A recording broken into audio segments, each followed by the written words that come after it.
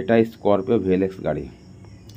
এটা হচ্ছে MBFM fuse, 5 নম্বর 5 ampere fuse. এটা আমি চেক করে নেব চাবি কারেন্ট।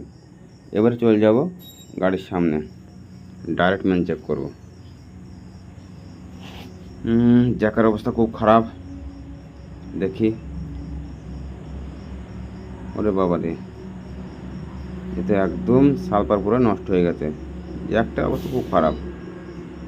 ঠিক আছে, এটা আমরা পরে মেন ফিউজ হোল্ডারও লাগিয়ে দেবো। আচ্ছা, ড্যাশবোর্ডের ভেতরে এখানে দুটো তারে মেন থাকবে, ডাইরেক্ট মেন।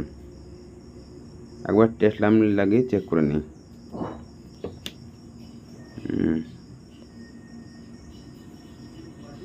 হ্যাঁ জ্বলছে, হ্যাঁ জ্বলছে, হ্যাঁ জ্বলছে, মানে ডাইরেক্ট লাইন ঠিক আছে। ওকে, ডাইরেক্ট লাইন ঠিক আছে। দেখে নাও পেছন জ্যাক। এবার কিন্তু আমরা দ্বিতীয় নম্বর জ্যাক চেক করব। এখানে টোটালে 4টি চাবি কারেন্ট থাকবে। ওটা একবার চাবিটা অন করে নিই। গাড়িটা কিন্তু এই বেয়ে মারে এসেছিল।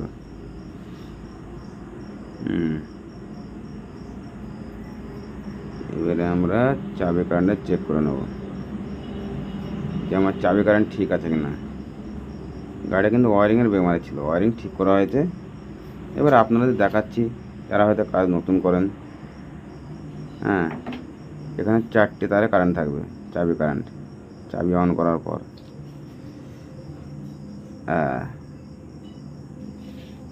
দ্বিতীয় নম্বর সারে 2 নম্বর তারটা চেক করা হলো।